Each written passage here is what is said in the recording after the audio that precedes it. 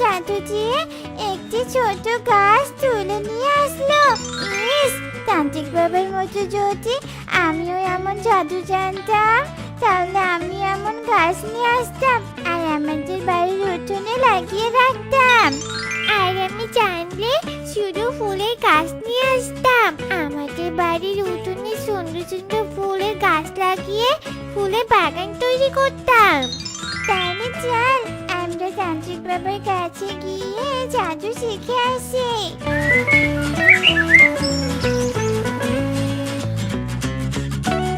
তান্ত্রিক বাবা, ও তান্ত্রিক বাবা, তুমি কি আমাদের গাছ তোলা জাদু শেখাবে? হ্যাঁ শেখাবো, কিন্তু তোরা এমন ঔষধি গাছ তুলে এনে কি করবি? আমি তো ঔষধি গাছ তুলে এনে মন্ত্র পড়ে ঔষধ বানাই। আমরা ঔষধি গাছ তো চলবো না, আমরা জঙ্গল থেকে ছোট ছোট ফল আর ফুলের গাছ তুলে নিয়ে আসবো আর বাড়ির উঠোনে লাগাবো। তুমি তো জানো জঙ্গলের গভীরে হিংস্র প্রাণীরা থাকে, তাই তো আমরা ফল ফুলের গাছ তুলতে যেতে পারি না। হ্যাঁ হ্যাঁ, বুঝতে পেরেছি বাছা। ঠিক আছে, তোদের ইচ্ছা আমি অবশ্যই পূরণ করব। এখন তোরা আমার পাশে বস, আমি তোদের জাদু শিখিয়ে দিচ্ছি। সত্যি বলছো তান্ত্রিক বাবা? কি মজা, কি মজা! পাইজেল, আমরা জাদু শিখবো। এরপর পারুল আর টুকি তান্ত্রিকের পাশে বসে পড়ে আর তান্ত্রিক তাদের জাদু শিখাতে থাকে। এভাবেই বেশ কিছুক্ষণ কেটে যায়। মন্ত্র তো শিখেছিস, এবার গাছের শেকড় দুটো নিয়ে দুজনে মন্ত্র পড়ে ফু দে, তাহলেই তোরা যেই গাছ চাইবি সেই গাছ তোদের সামনে আসবে। তবে মন্ত্রগুলো ভুল করা যাবে না, তাহলে বিপদ হতে পারে। না তান্ত্রিক বাবা, ভুল করবো না, আমরা খুব ভালো করে মন্ত্রগুলো মুখস্থ করে নিয়েছি। চল পাইজন, আমরা মন্ত্র পড়ে এক্ষুনি গাছ নিয়ে আসি। এরপর টুকি ও পারুল মন্ত্র পড়ে একটি গোলাপ ফুলের ও একটি লিচু গাছের চারা নিয়ে আসে। বাবা, তোরা ভালো জাদু শিখে গেছিস। শেকড়গুলো নিয়ে বাড়িতে যা, যখন গাছের প্রয়োজন হবে তখন এভাবেই মন্ত্র পড়ে গাছ নিয়ে আসবি। আচ্ছা ঠিক আছে তান্ত্রিক বাবা, আর তোমাকে অনেক অনেক ধন্যবাদ।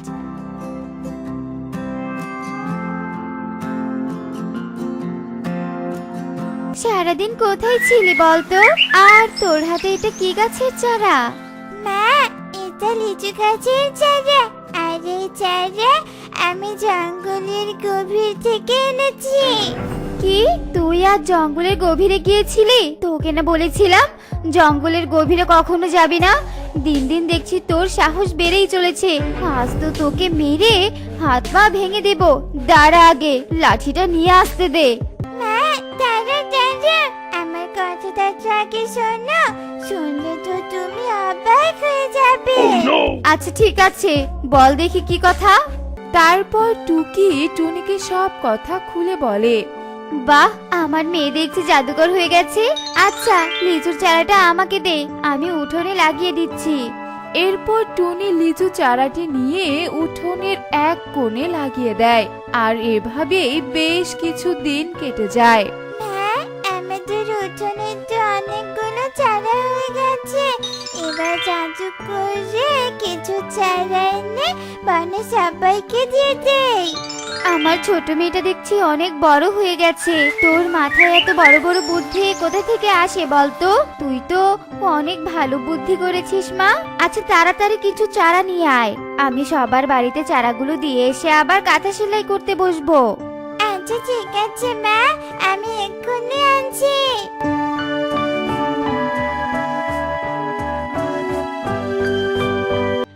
কি টুকি, তুই এই গাছ কেন নিয়ে আসলি?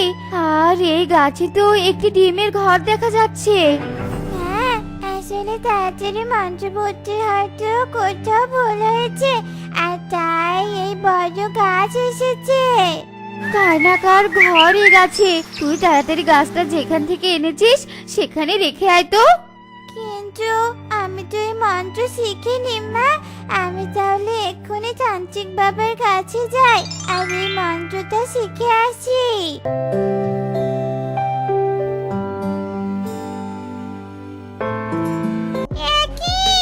আমার ডিমের ঘরটা কোথায় গেল?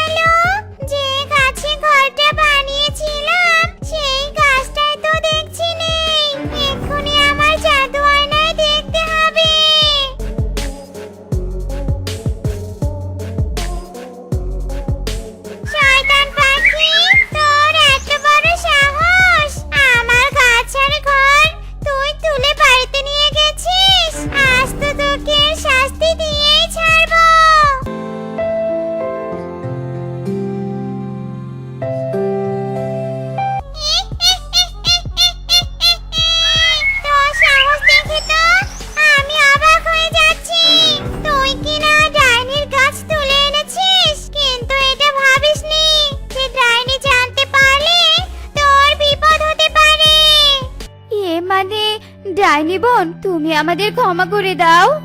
চুপ কর, তোর কোনো ক্ষমা নেই। যে কাজ করেছিস এর জন্য তো তোকে শাস্তি দিতেই হবে, তা না হলে আমার রাগ কমবে না। এসব বলে ডাইনি টুনি ও তার গাছটা নিয়ে সেখান থেকে অদৃশ্য হয়ে যায়। অন্যদিকে তান্ত্রিক বাবা, সর্বনাশ হয়ে গেছে। মানে কি হয়েছে বল দেখি। তারপর টুকি তান্ত্রিককে সব কথা খুলে বলে। তোকে তো আগেই বলেছিলাম যে ভুল মন্ত্র পড়লে বিপদ হতে পারে। আচ্ছা, আমি ধ্যান করে দেখছি ওই ঘরটা কোথা থেকে এনেছিস, তারপর সেখানে ফিরিয়ে দেওয়ার ব্যবস্থা করছি। এ কি, ওই গাছটা তো এক ডাইনির, আর ডাইনি তোর বাড়িতে এসে গাছের সাথে তোর মাকেও ধরে নিয়ে গেছে। তান্ত্রিক বাবা, ওই ডাইনির কাছ থেকে আমার মাকে নিয়ে আসার ব্যবস্থা করো, নয়তো ডাইনি আমার মাকে যে খেয়ে ফেলবে। চল তাহলে আমরা ডাইনির আস্তানায় চলে যাই, ডাইনিকে বুঝিয়ে তোর মাকে নিয়ে আসতে হবে।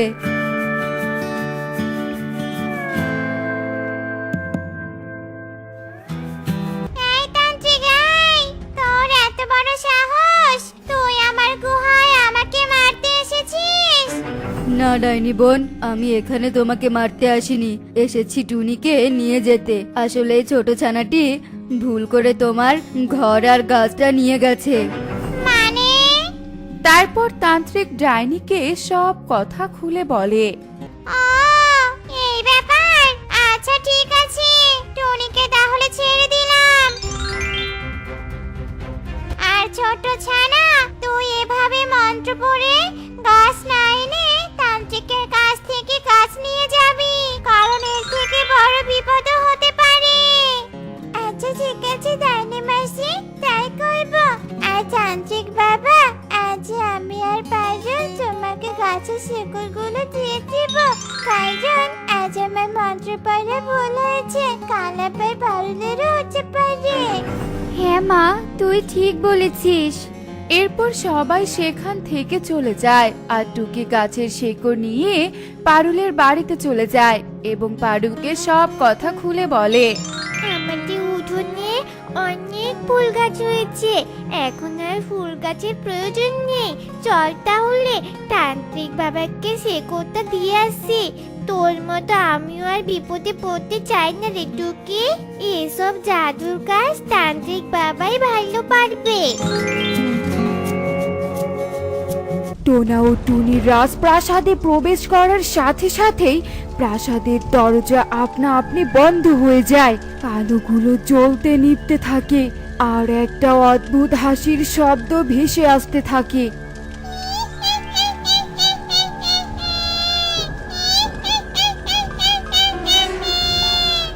টোনা ও টুনি হাসির আওয়াজ শুনে অনেক ভয় পেয়ে যায়। এই যে বুড়িমা, চট করে 2 প্লেট ফুচকা বানিয়ে দাও দেখি। এক্ষুনি দিচ্ছি রে বাবা।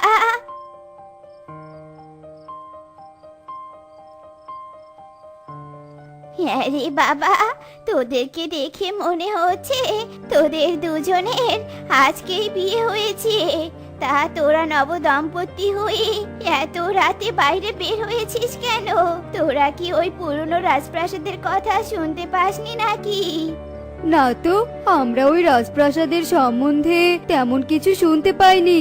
আর নবদম্পতির সাথে ওই পুরনো রাজপ্রাসাদের কি এমন সম্পর্ক, তুমি আমাদেরকে একটু বলবে গো বুড়িমা?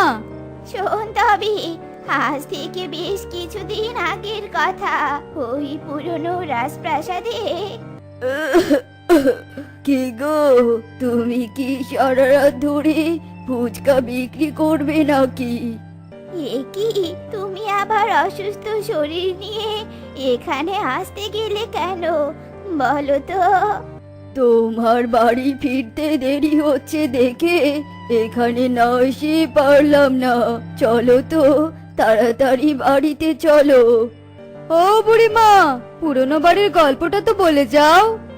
আর তোমার ফুচকার প্লেটটা তো নিয়ে যাও। দেখেছিস, তাড়াহুড়ো করতে গিয়ে সব ভুলে গেছি। নিয়ে আয় তোরে মা, আমার প্লেট দুটো নিয়ে আয়। আর শোন, ওই পুরনো রাজপ্রাসাদের কথা তোদেরকে আমি অন্য কোনো দিন বলবো। তবে একটা কথা মনে রাখবি, ভুলে ওই পুরনো রাজপ্রাসাদে যাস না। চলো তোতা, অনেক রাত হয়ে গেছে, আজকে আর কোথাও ঘুরতে যাব না। এখন চলো আমরা বাড়িতে চলে যাই।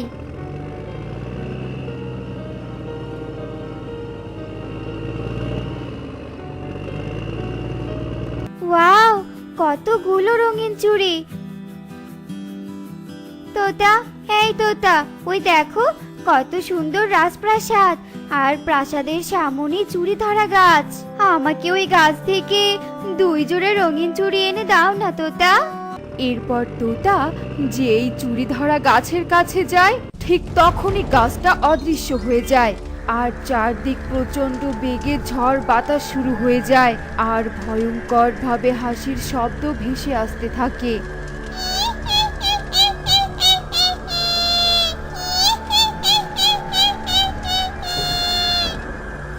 কি তোতা, হঠাৎ করে এমন ঝড় বাতাস শুরু হলো কেন?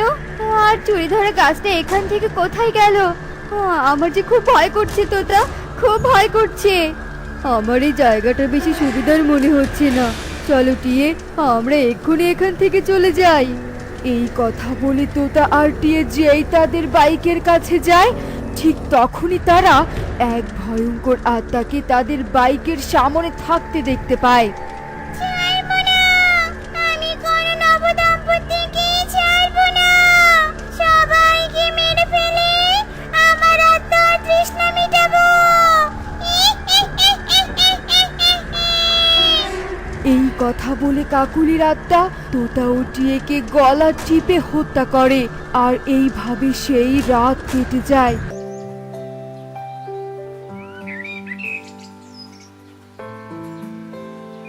আর পরের দিন সকালে তোতা ও টিয়ের মৃতদেহ পুরনো রাজপ্রাসাদের সামনে পড়ে থাকতে দেখা যায়।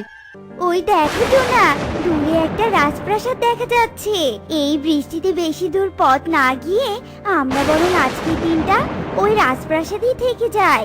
টোনা ও টুনি রাজপ্রাসাদে প্রবেশ করার সাথে সাথে রাজপ্রাসাদের দরজা আপনা আপনি বন্ধ হয়ে যায়, আলোগুলো জ্বলতে নিভতে থাকে, আর হঠাৎ একটা অদ্ভুত হাসির শব্দ ভেসে আসতে থাকে।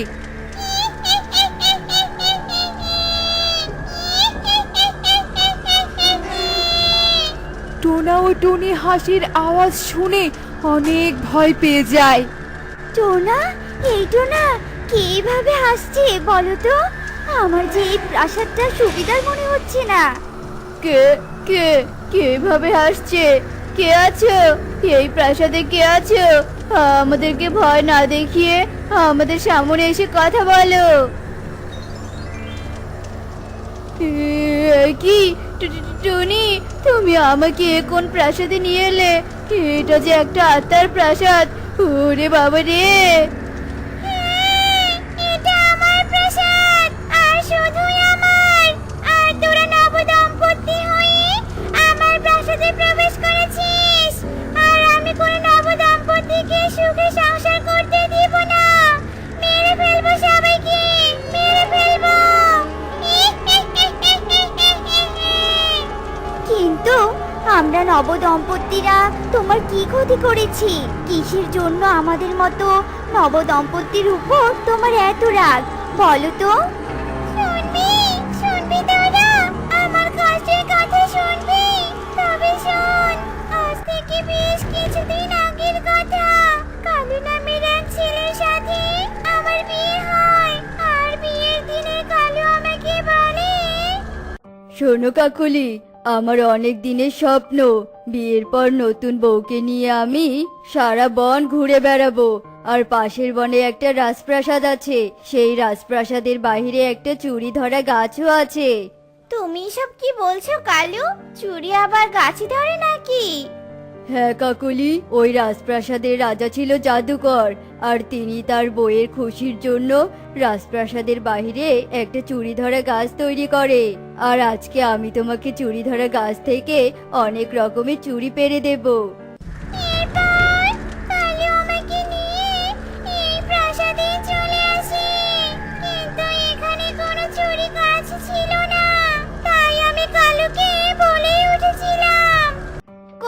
কালু, এখানে তো চুরি ধরা গাছ দেখতে পাচ্ছি না। এই কথা বলার সাথে সাথে সখী পায়রা পেছন থেকে এসে আমার পেটে ছুরি চালিয়ে দেয়, আর সাথে সাথে আমি মরে যাই। আর আমি আমার মৃত্যুর প্রতিশোধ না নেওয়া পর্যন্ত কিছুতেই মুক্তি পাবো না। আর তোদেরকে এখন এমন ভাবেই মরতে হবে। না না কাকুলি দিদি, তুমি আমাদেরকে মেরো না। আমরা তো তোমার মৃত্যুর জন্য দায়ী নই। আমরা তোমাকে মুক্তি পেতে সাহায্য করতে পারি। তোরা আমাকে সাহায্য করবি, কিন্তু কিভাবে? এরপর টুনি কাকুলির কানে কানে বুদ্ধি শিখিয়ে দেয়, আর সাথে সাথে কাকুলির আত্মা টুনির শরীরে প্রবেশ করে। এরপর টোনা ও টুনির শরীরে প্রবেশ করা কাকুলির আত্মা কালুর বাড়িতে যায়। এই সময় আবার কে এলো? দেখো তো কালু, কে দরজায় শব্দ করছে? কি কে কে তুই? বলা নেই কয় নেই, ঘরের ভিতরে এলি যে? আমি কাকুলি, আমি আমার মৃত্যুর প্রতিশোধ নিতে এসেছি। আরে, এই তো আমি আমার আসল খুনিকে পেয়েছি। কিন্তু এই সুখী তোর সাথে কেন? কেন আবার? আমি আর কালু কয়েক মাস আগে বিয়ে করেছি। ও, তার মানে তোরা দুজন মিলে প্ল্যান করে আমাকে মেরে ফেলে সুখের সংসার করছিস। ছাড়বো না, আমি তোদেরকে ছাড়বো না।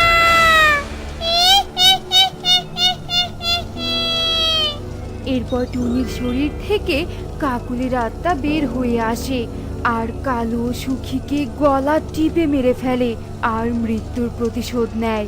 এরপর কাকুলির আত্মা চিরদিনের জন্য মুক্তি পেয়ে যায়।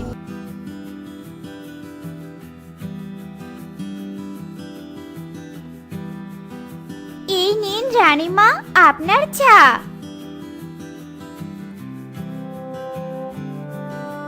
আচ্ছা টুনি, আমার রাজকুমারী কাকুলি কোথায়? ওকে তো দেখতে পাচ্ছি না। রাজকুমারী তো ঘরের ভিতরে মুখে রুমাল বেঁধে শুয়ে আছে। রানীমা, আপনি অনুমতি দিলে একটা কথা বলতাম। বল দেখি, কি বলবি? রানীমা, আমাদের রাজকুমারের দিন যত বেড়ে যাচ্ছে ততই প্রাসাদের বাইরে যাওয়া কমিয়ে দিচ্ছে, আর তার চেহারার জন্য বনের অনেকেই তাকে বাজেভাবে কথাও শোনাচ্ছে। কি, সবার এত বড় সাহস আমার মেয়েকে বাজে কথা শোনায়? শোন টুনি, আর একবার যদি কেউ আমার মেয়েকে তার চেহারা নিয়ে কথা শোনায় তাহলে আমি তার গর্দান নিব। এখন যা, আমার মেয়েকে গিয়ে ডেকে নিয়ে আয়।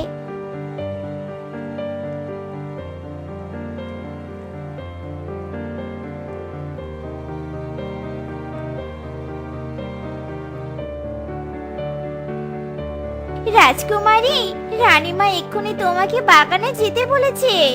ঠিক আছে, তুই যা, আমি এক্ষুনি আসছি। তুই এসেছিস রে, আজকে আমি তোর জন্য অনেক দামি একটা পুরস্কার নিয়ে এসেছি। আর তোকে সারাদিন মুখে রুমাল বেঁধে থাকতে হবে না রে মা। তাই নাকি মা? কই দাও দেখি, তুমি আমার ত্বকের জন্য কি এমন দামি পুরস্কার এনেছো? এটাতে কি আছে মা? এটাতে সাধু বাবার দেয়া ঔষধি পাতার রস আছে, আর সাধু বাবা বলেছে এটা খেলে তুই সবার থেকে বেশি সুন্দরী হয়ে যাবি। এসব ওষুধ খেতে আমার আর ভালো লাগে না। কতই তো ওষুধ খেলাম, তবুও কোনো লাভ হলো না। এটা শেষবারের মতো খেয়ে দেখ রে মা, যদি কাজ হয় তো হলো, আর না হলেও কোনো সমস্যা নেই। কারণ তুই দেখতে যেমনই হোস না কেন, তুই যে আমার কাছে সবার থেকে বেশি সুন্দর। আর শোন, আজকে আমাদের রাজ্যে অতিথি আসবে, তাই তুই সারাক্ষণ ঘরের ভিতরে না থেকে ওদের সাথে একটু খুশি মুখে কথা বলিস। ঠিক আছে মা। শোন বন্ধু, আঙ্কেলের মুখে রাজকুমারী কাকুলির প্রশংসা শুনে আমি বুঝেই গেছি যে সে নিশ্চয় বনের সেরা সুন্দরী। কেন রে, আমার বাবার মুখে কি এমন শুনেছিস বলতে শুনি? রাজকুমারী কাকলির মনে নাকি অনেক দয়ামায়া, আর যার মনে এত দয়ামায়া থাকে সে নিশ্চয়ই অনেক সুন্দরী হবে। হয়েছে, কত সুন্দরী তা একটু পরেই দেখা যাবে। এখন চল অচিনপুর রাজ্যের ভেতরে চলে যাই। তুমি নিশ্চয় রাজকুমারী কাকুলি। দেখেছিস বন্ধু, আমি তোকে বলেছিলাম না রাজকুমারী কাকুলির মনে অনেক দয়ামায়া, আর তাই তো নিজের সব সোনার গয়না দিয়ে কাজের মেয়েকে সাজিয়ে দিয়েছে। হে কি আপনি কি বলছেন রাজকুমার টোনা? আমি রাজকুমারী কাকুলি হতে যাবো কেন? আর আমি তো হলাম টুনি, আর আমি সেই ছোট্টবেলা থেকে রানীমার কাছে বড় হয়েছি। এ বাবা, দয়া করে আপনি আমাদের ক্ষমা করে দিন রাজকুমারী কাকুলি। আমার বন্ধু না বুঝাই আপনাকে কাজের মেয়ে বলেছে। না রাজকুমার কালু, আমি আপনার বন্ধুর কথায় একটুও কষ্ট পাইনি। ভুল হতেই পারে, আর আমার এই কালো চেহারায় আমাকে কাজের মেয়ে ভেবে নেওয়াটা স্বাভাবিক। আরে বাবারা, তোমরা এসে গেছো। আর তোরা কেমন বলতো? কেউ এভাবে অতিথিদেরকে দাঁড় করে রাখে নাকি? এ বাবা, তাই তো। আসুন, আপনারা ঘরে আসুন, বসুন। আমরা তাহলে এখন আসি রানীমা। দাঁড়ান রাজকুমার কালু, আমি এক্ষুনি আসছি।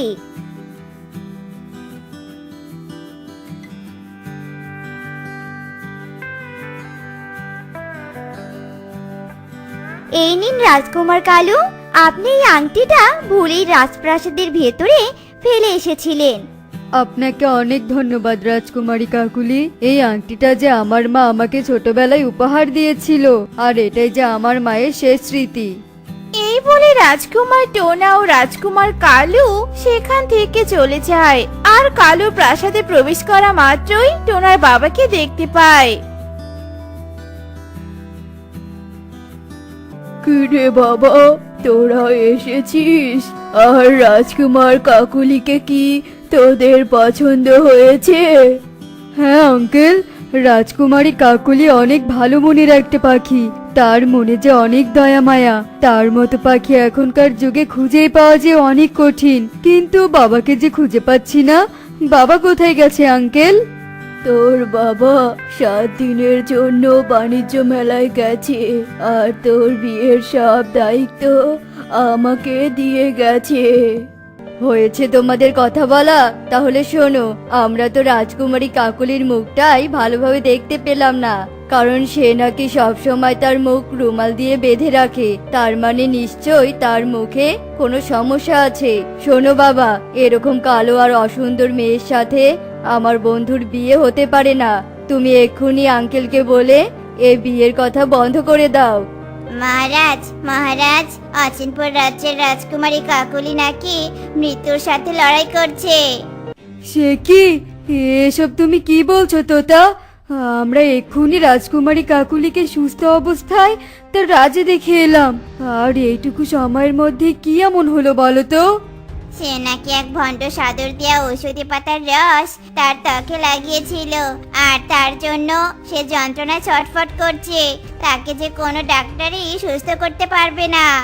তোতার মুখে রাজকুমারী কাকুলির অসুস্থতার কথা শুনে রাজকুমার কালু তখনই অচিনপুর রাজ্যের দিকে ছুটতে চলে যায়।